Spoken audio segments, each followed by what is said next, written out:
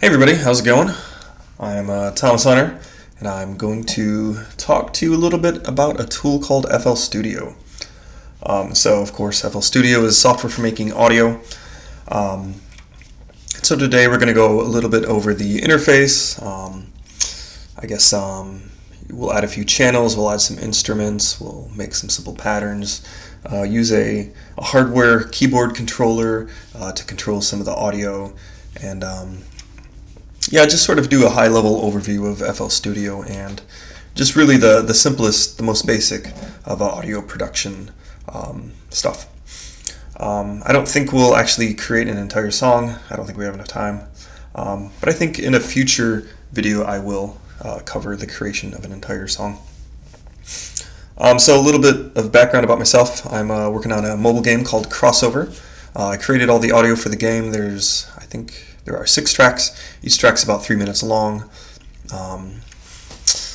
Let me think. The game itself is kind of retro, and so I try to get a little bit of a retro feel going on in the music as well.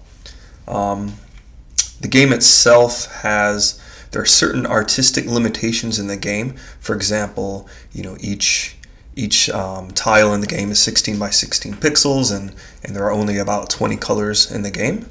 And so, having these sort of limitations can really make a piece of artwork interesting.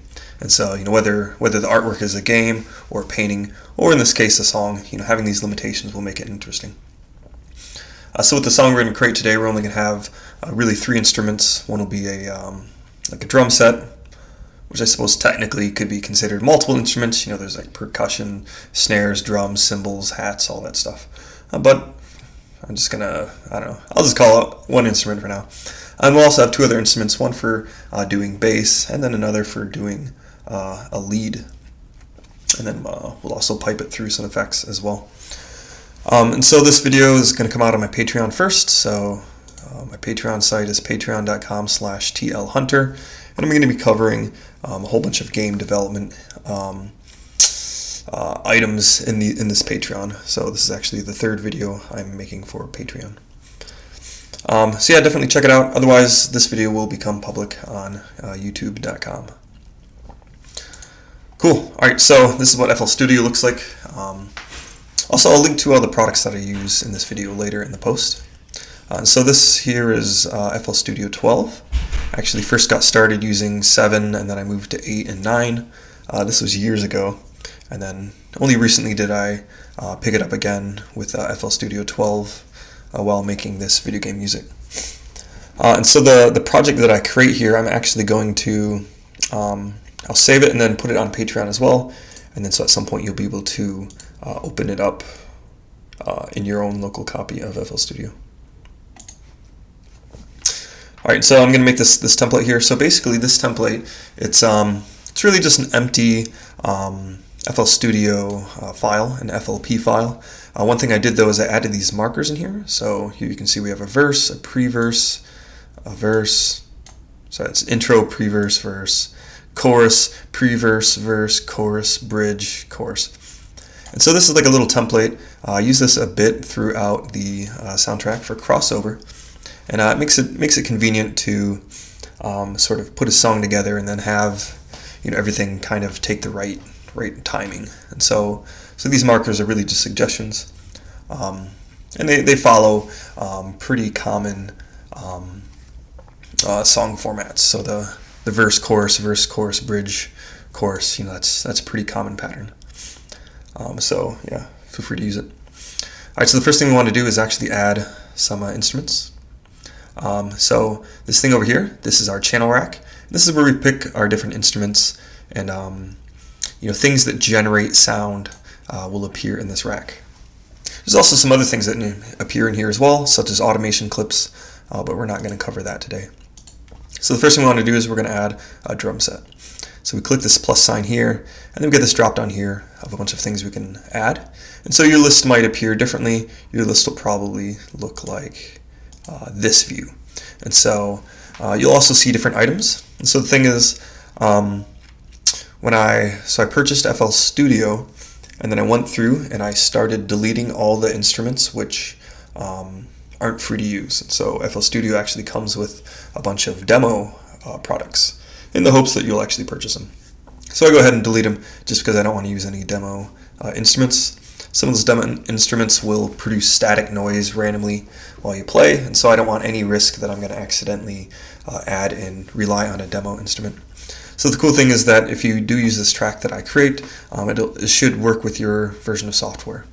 And I believe I'm using the producer version of FL Studio, the $200 version. All right, so the first thing we want to do is we actually want to add some drums. And so what I'm going to do is I'm going to add this thing called FPC. So FPC, this is a drum kit. It stands for Fruity something P something C. I don't remember. But this here is a drum kit.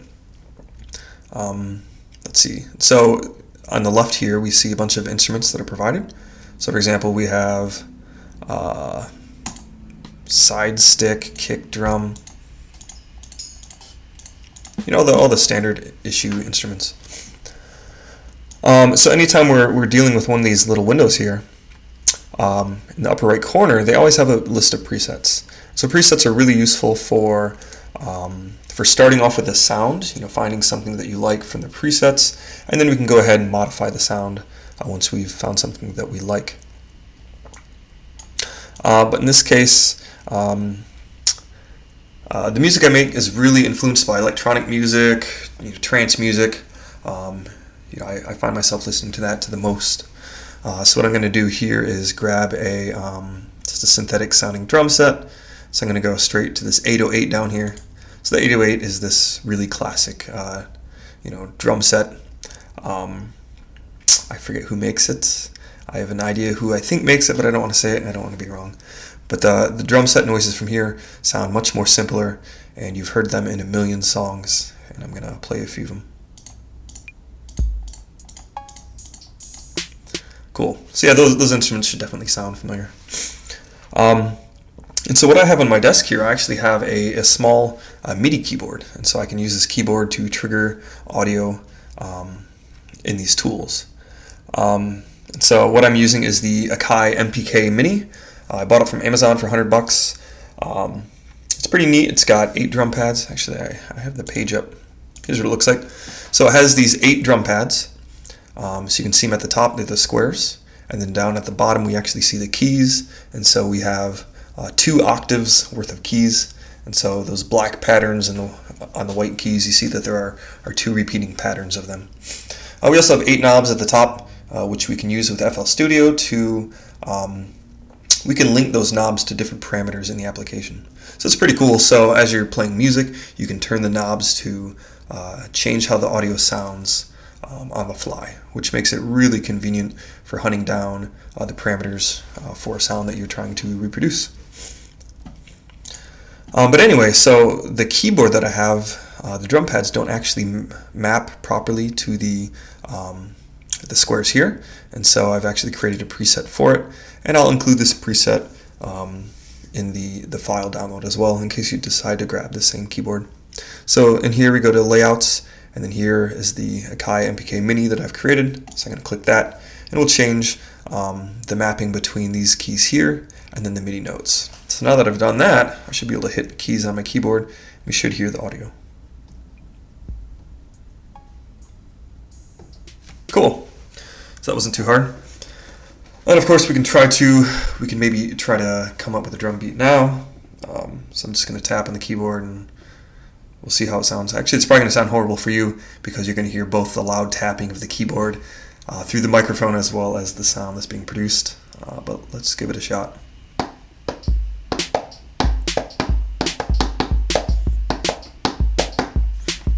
Cool. So that's a really simple little drum pattern.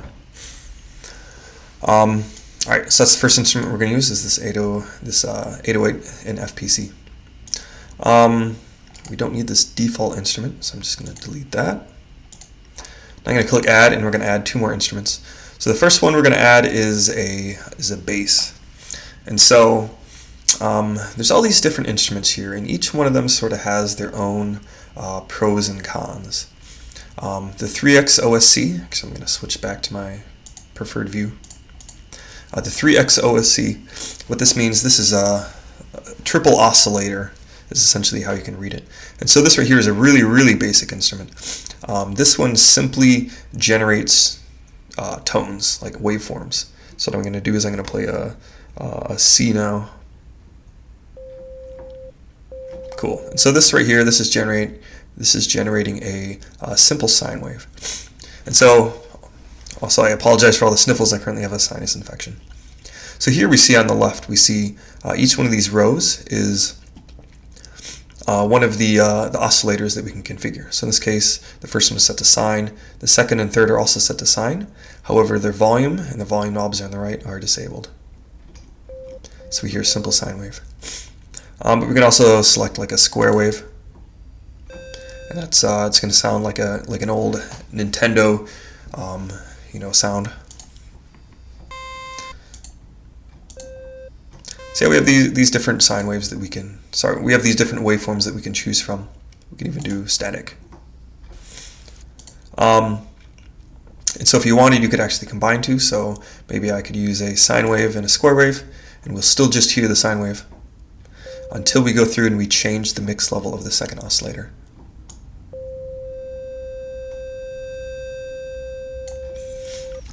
Cool. And we can also finely tune the instruments themselves.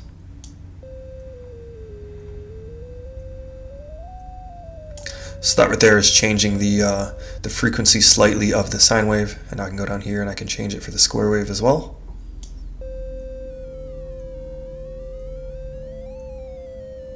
So since the mix of the square wave is much less, changing the frequency here had a less, a smaller effect on the overall sound. You can also change like the panning. So depending on the quality of headphones you have, you should have either heard it. You should have heard it go through the left and right speakers. Cool. And so 3XOC, that's really the simplest of instrument. All it does is it generates a single noise. Really, it's outputting a waveform, and then we can do much more complex things with those waveforms. However, I'm actually going to skip this instrument. This is really just the simplest audio generator that FL Studio has. And so instead what I'm going to do is I'm going to use a different instrument. And this instrument is called Citrus. And so Citrus is a pretty powerful instrument which comes with FL Studio. And so this is I guess I'd call it, FL Studio, or their parent company, ImageLine. It's sort of their flagship synthesizer. And so, of course, they do have more complex ones and ones that cost more money. But this right here is the most featureful synthesizer which comes with FL Studio Producer Edition. And so, normally what you're doing is perhaps you're adding an instrument like 3XOSC, and then you're sending it to a filter later, for example, like reverb or a cutoff filter. These, I'll get to those later. But those are things which are able to modify the sound after the sound has been generated. However, using an instrument such as Citrus, a lot of that's actually built in. And so Citrus, I believe, has, I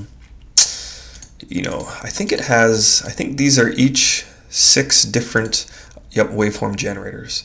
And so this basic instrument, this default thing that comes with Citrus, has 3 of them enabled. Actually, I'm just going to play a C note now, just so you can hear what it sounds like.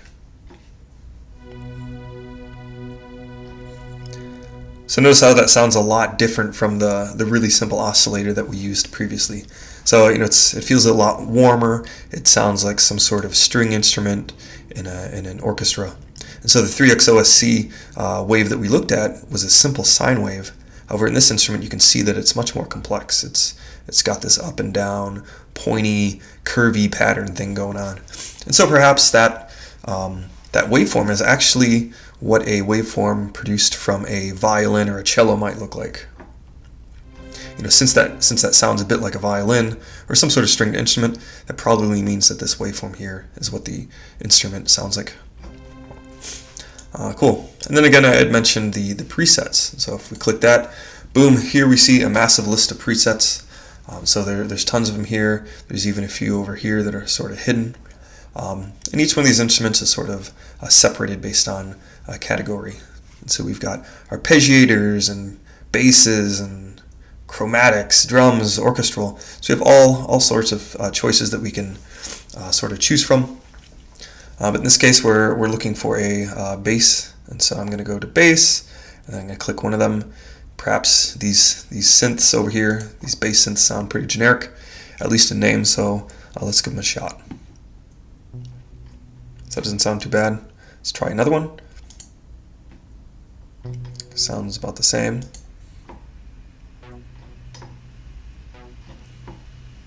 Okay, these don't sound too bad. The thing with this instrument is, did you hear that sort of echo? So this time I played it really short, just so that we could hear the audio coming back. And so this complex synthesizer, as I mentioned earlier, does have the filters built in. So here we see that I believe this says the first op comes down to the filter 1, and then from filter 1 it is then outputted. And so, for example, if I were to right click that, I'm going to disable it, and then so now no audio is actually being played. And then so if I want filter 1 to go directly to the output, I could turn that up. Cool, so now I've bypassed the built-in delay, that echo feature built into Citrus, and now I'm only sending the audio directly out. And so the audio doesn't sound that cool anymore. So we really just hear a simple waveform. However, if I were to, reset this to what it was, it just sounds so much more deep and interesting using this effect. The problem with this, though, is if we use the effect built in Citrus, and if we add our own delay, our own echo effect later, perhaps we want to share an echo effect between our lead and our bass. That means that if we use the echo effect inside of Citrus, the two might conflict. And so what I like to do is sort of disable the effects inside the instruments, and then only use sort of a global effect in this mixer. So back to the instruments. If I click the 808, I can set the track to 1. And so this title bar here, this actually isn't part of the instrument. This is part of FL Studio itself, and allows us to configure things about this instrument. So in this case, what this means is my 808, my drum tracks, is going to go to track 1. And if I click this, and then I change this to track 2, that means my synthesizer will go to track 2. And I can show that to you here. Actually, so the way it's currently set up is track 2 sends audio into track 1, as well as, and it doesn't, I think it does not send a master. So what I can do is I can take this output here, I can turn it to 0. Now if I play, we don't hear anything, and I can change the output to master all the way up. Okay. And then so now the audio goes directly from track 2 to master. If I click track 1 and I go to my 808, we see that the audio from the 808 goes directly to track 1 to master. So what I'm going to do is now I'm going to rename these just so that I have just to remember what's going on. So if we right click this, rename, I can call this first track drums. The second track I'm going to call bass. And then the third track we're going to call lead, in anticipation of adding a lead instrument. So I'm going to reset this as well. Oops, set that to 0. I'll reset that. And so my lead will send to, whenever we add the lead, it'll send to master. We can also rename the items over here in our channel rack, which helps us keep an idea. It just helps us remember what's going on. So I'm going to rename this first thing to drums, rename the second thing to bass. Now let's go ahead and add a lead. So what I'm going to do is I'm going to add another Citrus, just because it's such a nice, useful, simple instrument. And so I don't know, what do we want to do? Try a string. So I think we'll do something that's a little quicker, And then so the string instruments, and in particular the pads, are pretty slow. So we want something a little quicker. The arps, these often have like patterns, like they'll have a sequence of notes that they play. For example, I can show you if we hold like one of these 303-ish, if I hold down the key. So you hear that? It's like a whole pattern. And so even though I'm just holding C, it's playing a whole bunch of stuff. Like maybe it's like C, C, C, D, D, D, D, C, C, C. You know, it sort of has that pattern going on that we don't really... it's like we're not making the audio. It's like, I don't know, it's kind of making itself. It kind of loses some of that charm. Now we might be able to shut it off in one of the effects. Thing is, I'm honestly not too effect with every single feature within this instrument, so there's a lot going on. Maybe it's as simple as simply just disabling the effects completely. Nope, so we still get that sequence of audio that's being played. We did, however, lose the reverb and the delay. So like somewhere in here. So this waveform, oh, maybe that's the enabling and the disabling. If I right click this, convert.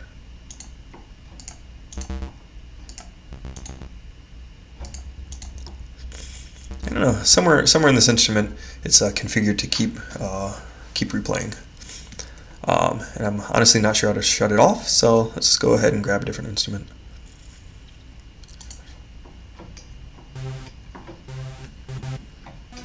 That one's fun, but it's a bit too low, so we already have a bass, and so I think we want something a little higher. I think this is also a pattern. Or yeah, so it also has that sequence. Sequence, of course, these all have, you know, that sort of sequence.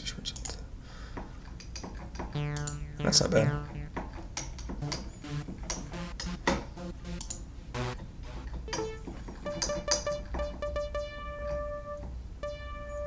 That's not bad. So that instrument, I think it has some sort of, I think it's called a flange, where the audio sort of goes back and forth. Oh, but it's not too bad. So we can sort of stick with this for now and see what we get. Cool. Let's see, what do we want to do now? Oh yeah, so we had shut off those effects in the instruments. Let's go ahead and add them into our mixer. Actually, first I'm going to rename the instrument that we added. Let's call it a lead. Cool. So for example, maybe we want reverb and we want it to affect everything, all instruments. And so since all instruments will eventually go through the master channel, what I can do in here is I can add a reverb in here. So I'm going to choose Fruity Reverb 2. Alright. So first thing I'm going to shut it off and then play the lead note again. I'm going to turn on and play that lead again. So it sounds a little bit more full. And it sort of stretches the audio out once we're done. Another thing we could add is a delay. And so delay adds that sort of echo effect. I suppose the term echo is a bit ambiguous. It's like when you go to a cave and you yell echo and it goes echo, echo. And so an echo is actually made of two parts. One is the delay, which is the repeating effect.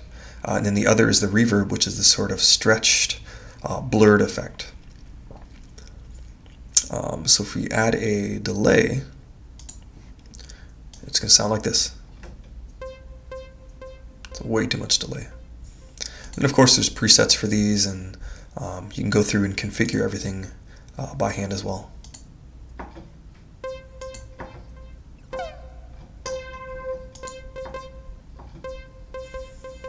Actually, I'm not liking any of them, so I'm just going to kill the delay. I'll just leave it turned off for now. Cool. Another thing that we'll actually want to add, and I might as well add it now just for the cool visualization purposes, is we're going to want to add some sort of equalizer. Let's see, where are these?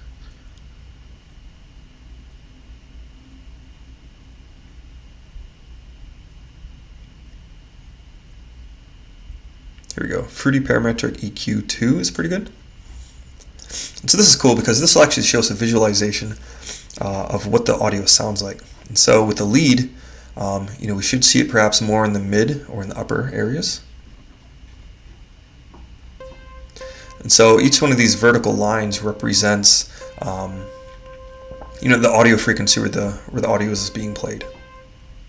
And so we see this actually spreads out a lot, so it plays over high frequency. Now, of course, if I play a higher note, we're going to see those lines are going to shift to the right.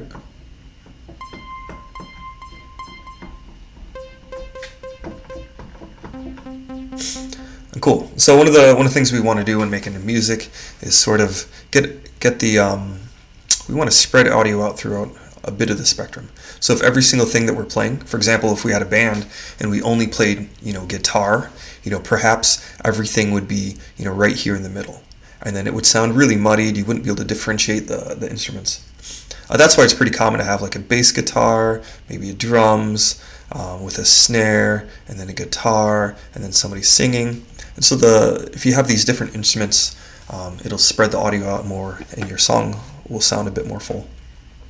So I'm going to select the bass and see where that falls in this graph. So here we see it primarily falls down here.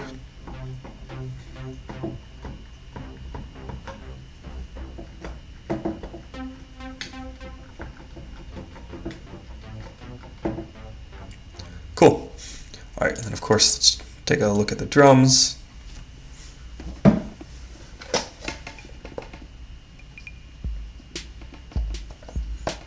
So see how big the bass drum is. Oh, we have some clipping. So the bass drum is like, the whole bottom half of the track, and then the snare is like the whole top half. So between the bass and the snare, we cover a wide spectrum of the song. Cool.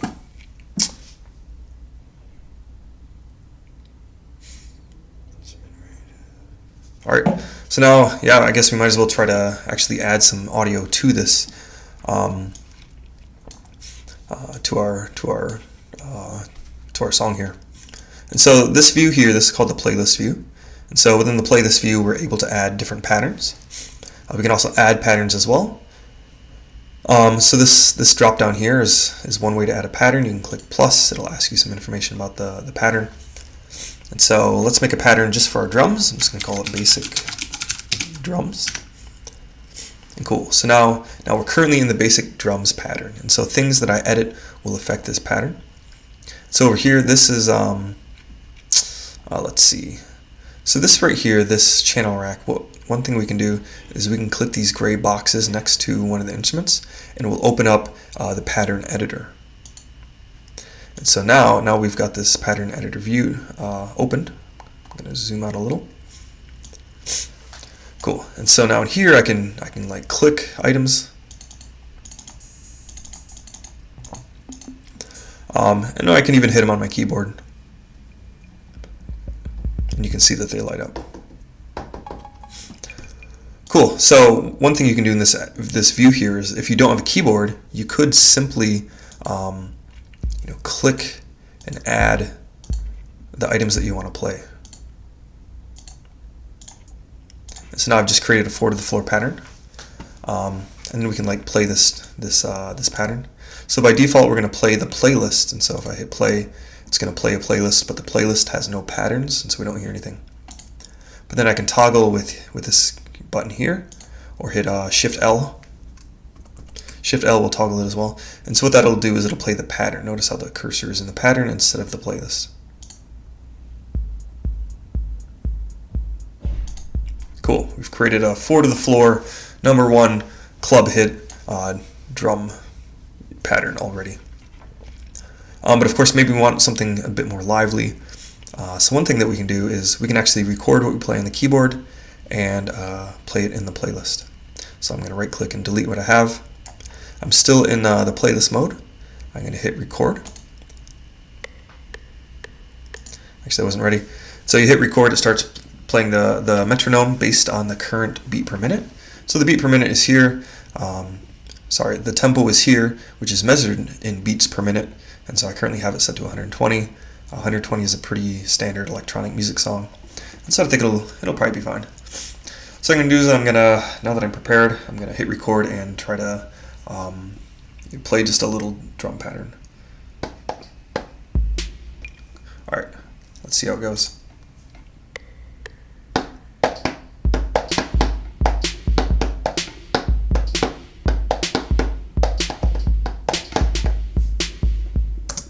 Cool. So you probably heard that I screwed it up a little bit.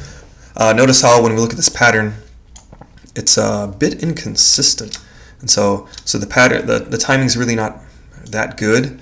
Of course, I was just tapping on a keyboard and I made some mistakes.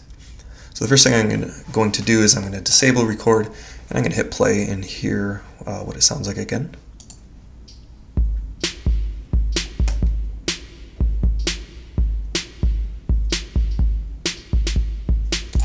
Alright, sounds horrible, but luckily we can fix it.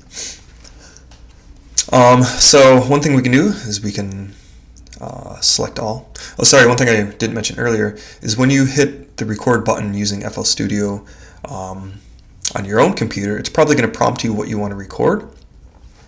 And so I chose to record MIDI notes. For example, I'm not recording any microphone audio in FL Studio. But you can completely configure that.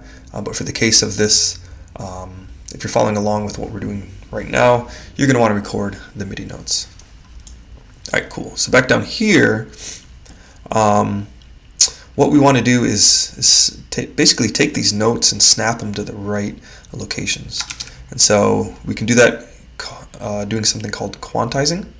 So if we click this little drop down here, and we go to Tools, we can do, okay, so there's like quick quantize, which is Control Q, and then quantize, which is Alt Q. So let's first try Control Q. All right, see how it's moved everything around? So now that we've done that, we can perhaps play what we have and hear how it sounds.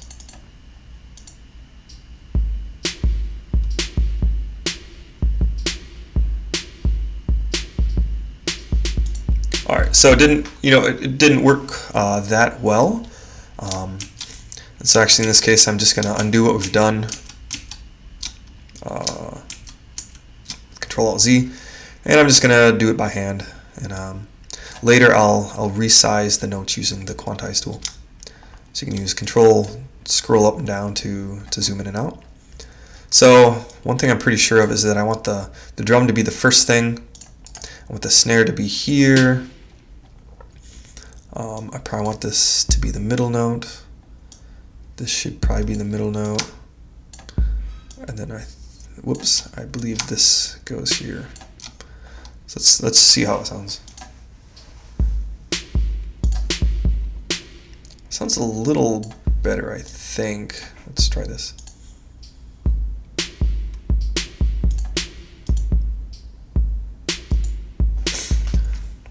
It's always funny going from a beat that makes sense in your head to something that actually sounds correct. So let's see, boom, boom, boom, boom, boom. I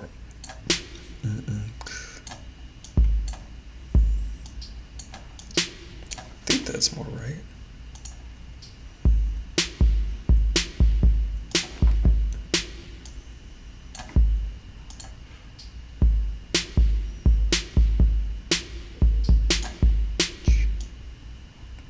Cool. I think we're off to a good start.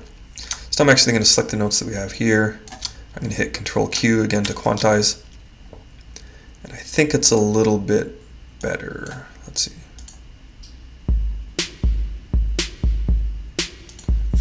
Yep, that sounds right. So I'm going to go over here. This probably goes here. So like the snare often keeps the tempo of the song going. So in this case, we're playing it on the 1 and the 3, the 1 and the 3. So we play it every other, we play it twice in the measure, every other beat. Actually, I'm not sure what the terminology is. Let's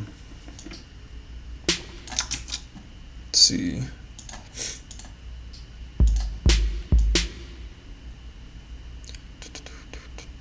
So actually the second half, I believe, the third quarter of this sounds like the first quarter. Oh, and so as you're clicking these markers in the editor, you can like hold Shift and drag to copy them. You can resize them. You can hold Control to select multiple ones. Really, it ends up being intuitive after a while, but you have to experiment with it. It's much like using many interfaces in a computer. The ability to hit like Control A to select everything, Control D to deselect, and so you'll need to experiment with it just to get the key combinations down.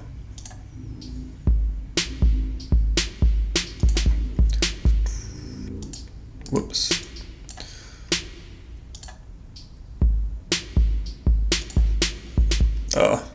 I'm just butchering it.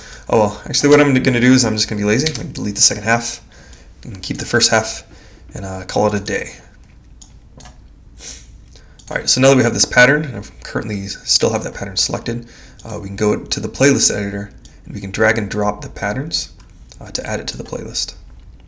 So now I'm going to switch from the pattern playback to the playlist playback. And I'm going to hit play and we'll hear our drums and be able to see it moving through the playlist.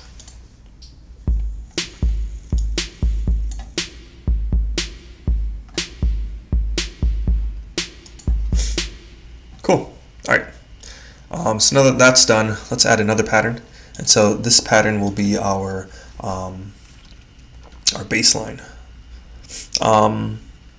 Actually, never mind. We'll do a lead.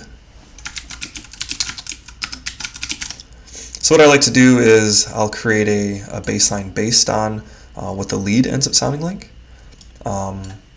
So yeah, just with the way I do music, we'll start with the lead first. Let's see. So let's go into the pattern editor for our lead.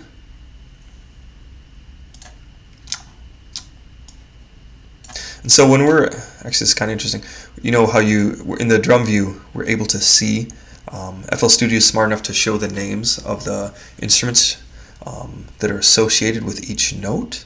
And so in this view, the vertical view represents the notes being played. So in the case of this drum pad, it doesn't really matter that this is like a C, a D, and E. It really has no real bearing on how the instrument is played. However, when we're dealing with one of these instruments with like a synthesizer, the notes really do matter.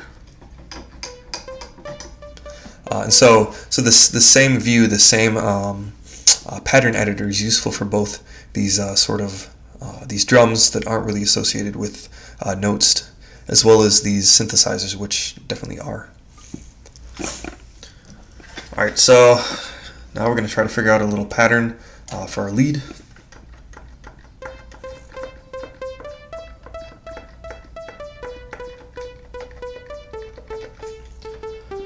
Well, it sounded neat. I immediately forgot what I typed, though. Let's see.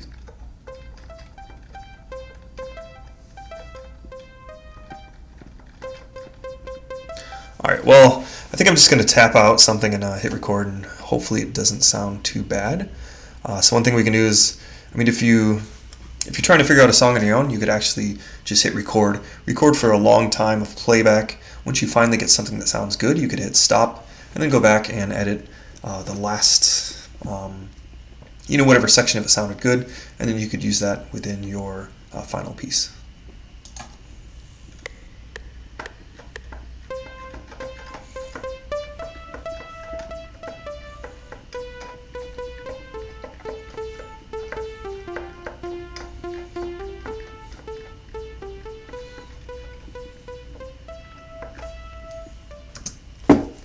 I don't know, just kind of clicking around, something random. Let's zoom out and kind of see what we have. So this pattern here, do do do do do do do do do do do do do do do. So yeah, this is like every '90s trance song ever made. All the music I create always ends up sounding like this. I always follow some sort of arpeggiated pattern, and yeah, I always end up with trance. One thing of note is down here, these are the velocities of each one of the notes. And so if you're just tapping out notes on the interface, you're going to end up with 100% velocity. However, if you're recording a playback, you'll end up with this more natural looking velocity down here. And so one thing you might want to do is sort of equalize it, so you can like click and drag these items. And so if you get them being more consistent, it'll perhaps sound, you still sort of keep the variations in the velocity, which makes it sound natural, but you are able to fix your mistakes as you don't hit the keys long enough, hard enough. So I'm just going to quickly play the pattern that I had recorded. So it looks like I was actually able to keep beat fairly easily. So we do see the 8 measures here.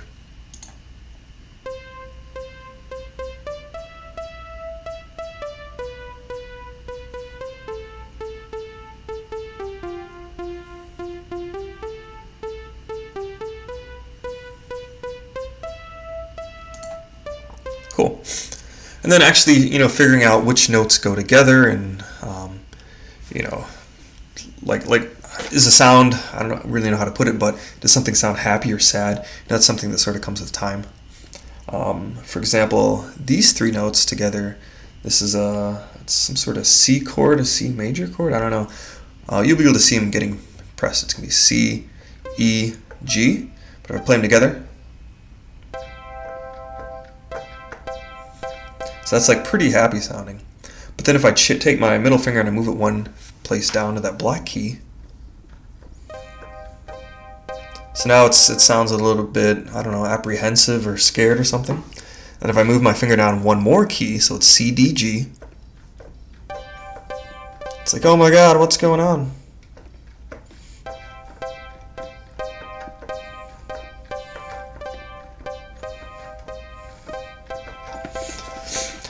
Yeah, so there's a lot of music theory and stuff behind it, and of course I know none of it. I simply listen to 90s trance and recreate it in FL Studio. So certainly if you're into that sort of thing, do some research on music theory. All right, and so with this pattern, I'm simply going to do a quick quantization of everything we got. I have a feeling it won't look too bad. Yeah, I guess it didn't look too bad. And so now I'm gonna try to move everything around. Let's see if I do.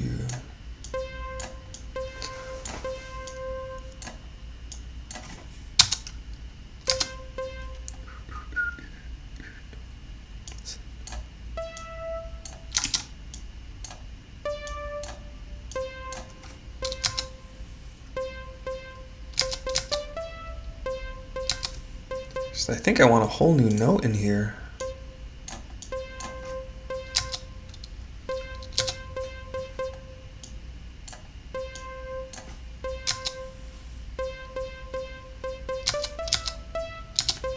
Still doesn't sound right.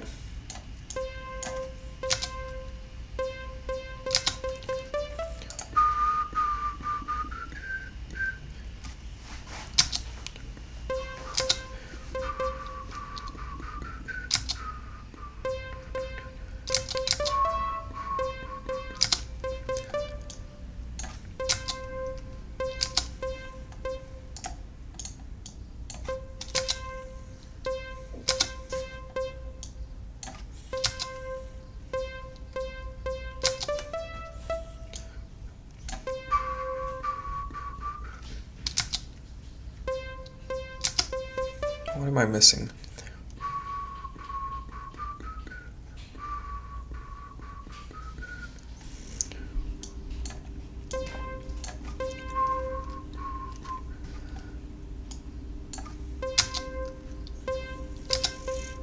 Maybe this needs to be longer.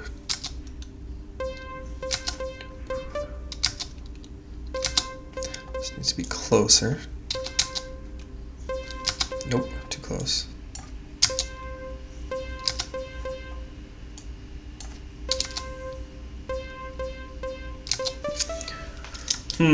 What am I doing wrong?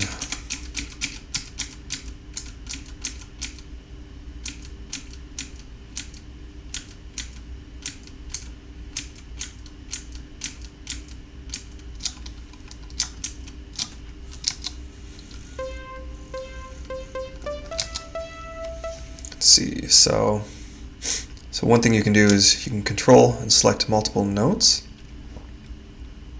Let's see. So this is useful because you can like stretch the whole thing. So one thing that I know is that this note here needs to start when the next measure starts. This one will need to start the same, and this one's probably a bit off.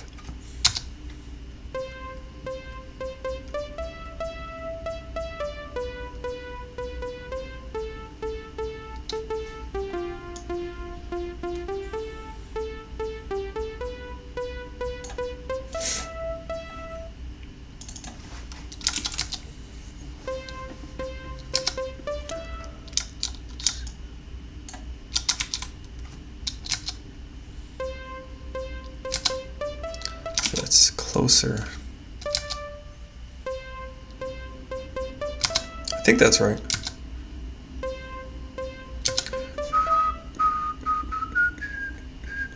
So obviously I really find that whistling helps me figure out what I'm doing with the song.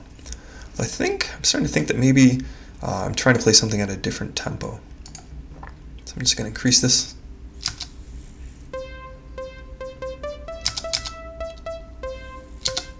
I'm going to go with 130. Alright, so I think these notes are correct, like do do do do do do do do do do do. Cool. So one thing I can do is sort of cheat. So I can select these, hold shift, drag it, and then I'll know that whatever I do over here, these notes will need to be aligned with the notes below.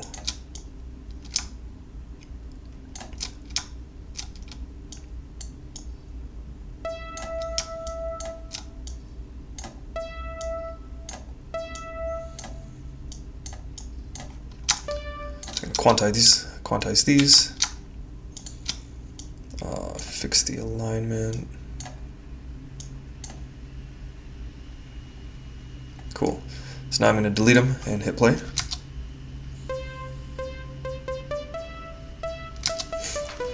Cool. So I've fixed the timing. Let's see. The rest of these I might be able to do by hand.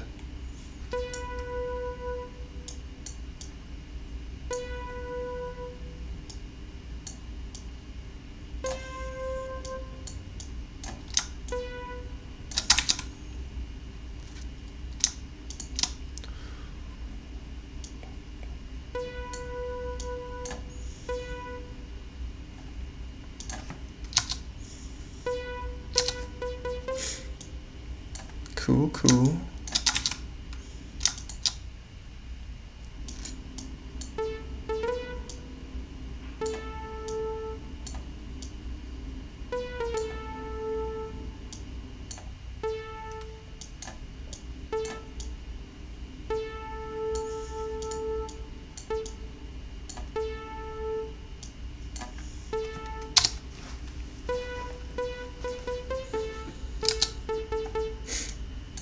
I'm getting there, halfway done.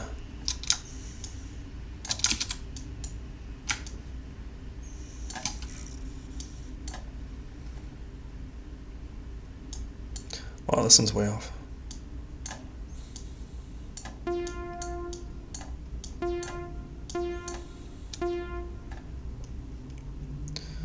Oh God, what was I doing?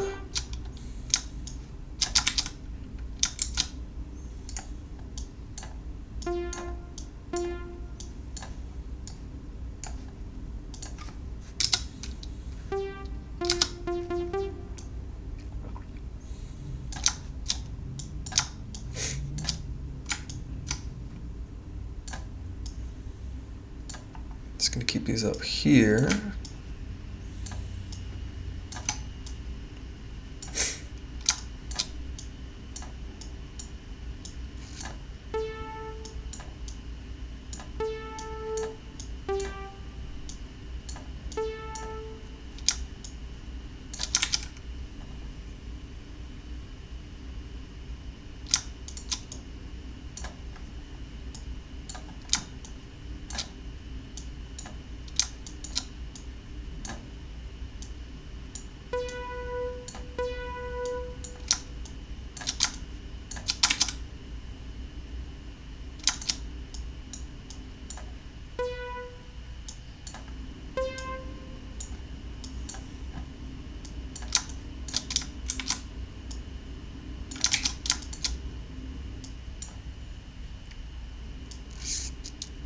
This might be right. Well, let's give it a listen and see how it sounds.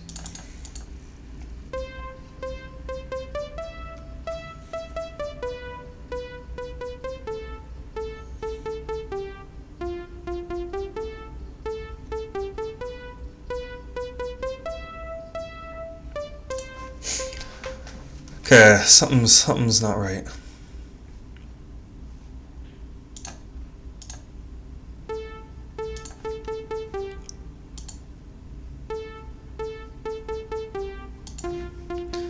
This doesn't seem correct.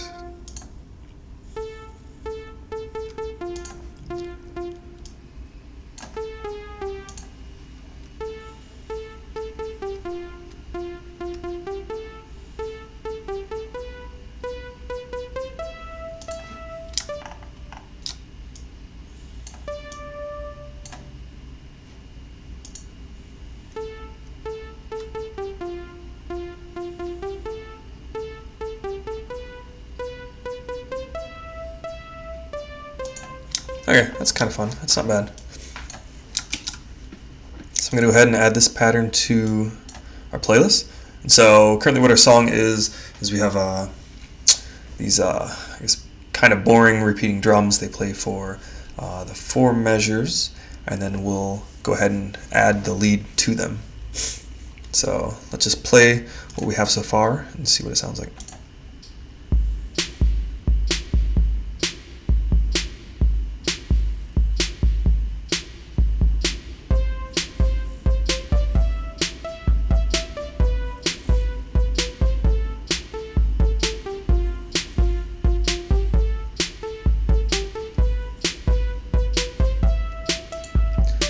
It's actually not too bad. Kind of like it. Cool.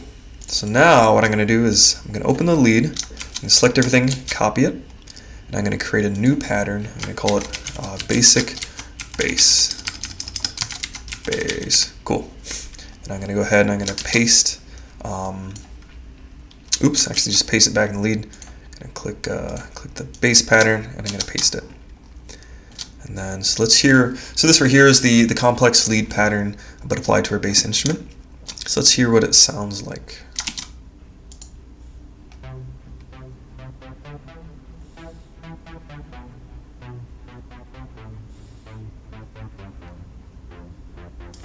Not too bad. So one thing I want to try is, you want basses to be lower, and so here we can see our bass is,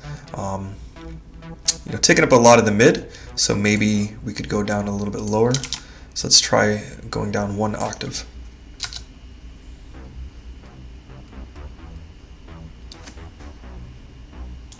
Okay, that's not too bad. And now what I'm going to do is, normally I end up doing the bass being like a simpler version of the lead. And so in that case, I'm going to stretch this out. And so basically I'm going to have one long bass note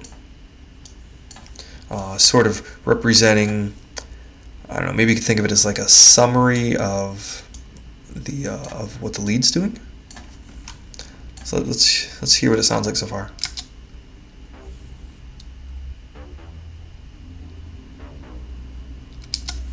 I guess it's kind of okay. What if I do this?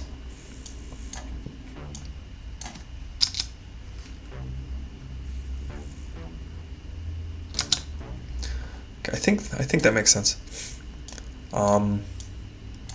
So in this case, like the bass line's sort of foretelling what will come in the lead. So for example, the lead starts here with this note, but then the bass starts earlier. And so perhaps the listener of our song will get a sense of premonition. Don't know if that's good or bad. I guess maybe we'll find out.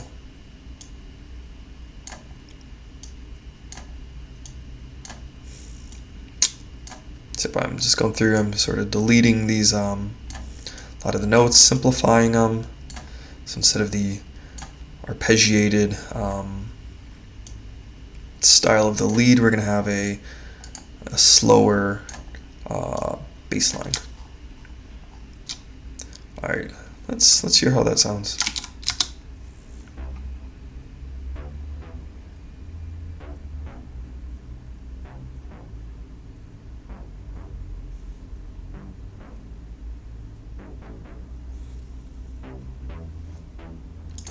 Alright, that's not too bad.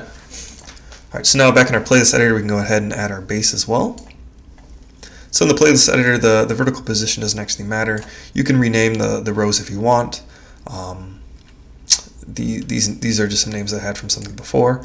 So I'm going to go ahead and rename these drums, basses, delete that, leads. Cool. And that way we can keep similar sounding instruments in the same row. That way we'll sort of always know what's going on when we're looking at our playlist. So let's go ahead and play our song from the beginning.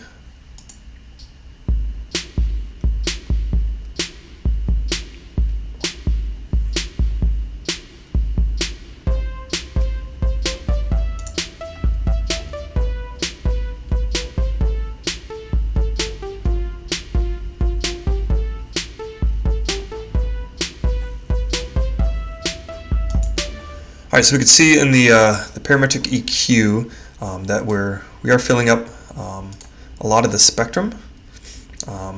So our audio is spread out pretty nice, which is good. However, I actually couldn't hear the bass that well. I think the bass might be too low. The human ears can only hear certain frequencies, and I'm pretty much going deaf by now. So maybe you can hear it a little better at home. So I can play the song again, but with this view, so I can see the volume levels for each of the different mixer channels separately.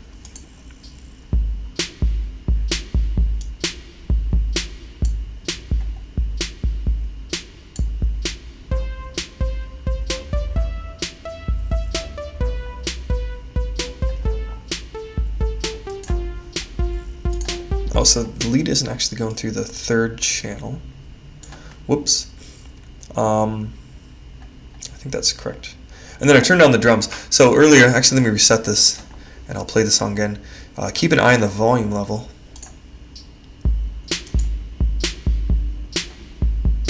So the thing is where our audio is just too loud. So we have this 0 mark here. This represents 0 decibels. That's like full volume essentially. And so you never want your song to go past that level. And so that means I'm going to have to turn down the drums. Actually, if we go to this view, so in this view we can actually change the velocity of each note, and so it does look like the velocities are probably too high.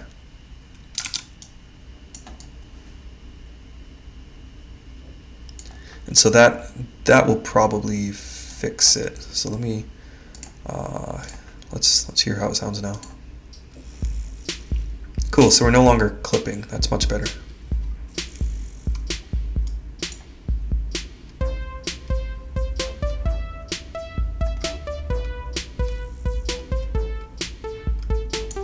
Still having a hard time hearing the bass. It's probably because I'm using a pair of Apple earbuds instead of actual, mixing monitors. I have to use the earbuds, otherwise you'll be able to pick up this feedback in the microphone. So previously I had moved the bass down an octave, so I'm actually just going to put that back up to where it was, and let's hear how it sounds again.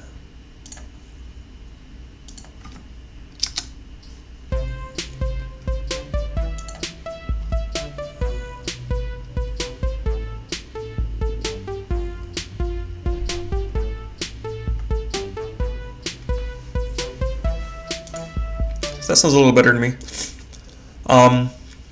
So normally, of course, you'd go through the song, you'd add more instruments, you'd add the different components of the song, the verses, the bridges, etc. But for this video, we're just going to work on this small segment here. And then, so the final thing that I want to do is actually adjust the mix a little bit. And so what I'm going to do is play the song a few times, and I'm going to adjust the EQ levels until it sounds better.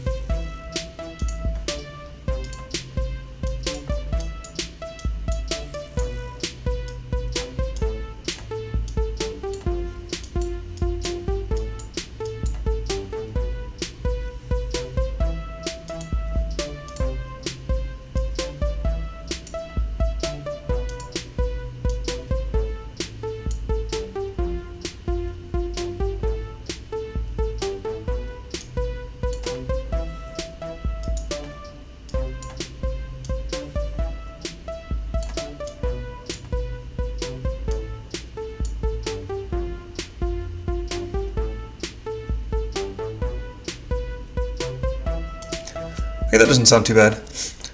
So really what I'm doing is I'm sort of keeping an eye on the playback here. And so if certain areas appear too low, what I'll do is I'll increase the volume in that area.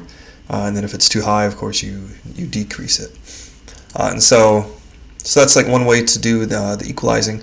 You also want to keep an eye on the levels. Make sure you never exceed 0 decibels. If you know that a particular instrument is just too loud, for example, you could go in here to the drums, you could click the snare, and then you could modify the volume here as well. So this area here is the snare.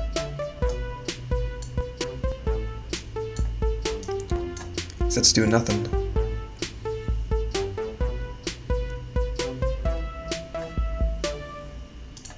Let me try that again.